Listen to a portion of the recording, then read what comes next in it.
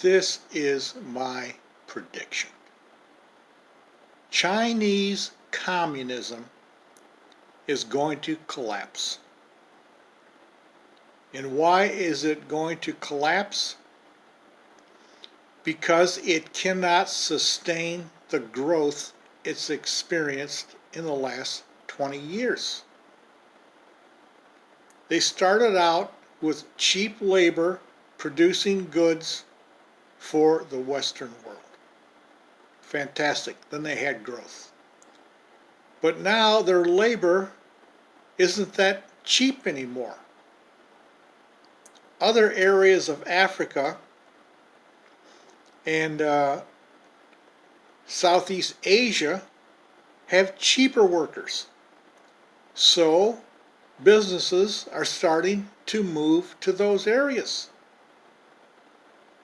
Now, what is Chinese communism going to do if they can't sustain their growth? Well, they're going to tell their people, I'm sorry, we can't sustain the growth.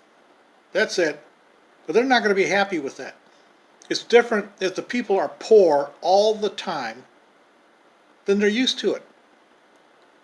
But now they're used to having some jingle in their pocket. And they're not going to be happy when the Chinese Communist government can't keep it going. Other people will come along later and say, hey, listen to me, people of China. I know how to make your life better. I know how to keep it growing. And the Chinese people will say, hey, I want those people as my leader. But today's communist leaders will say, no, you can't have it. We're your leader. And that's where the trouble will begin.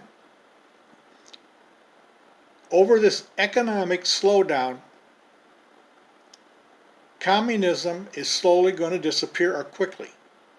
The question is whether there's going to be a communist revolution again, or just a revolution in China, or a peaceful transition, like what happened when the old Soviet Union died. And I got a funny feeling that it's going to be a peaceful transition, but is China going to become a democracy? No more than Russia became a democracy. They're just going to come up with another czar like Putin, only it'll be a Chinese czar.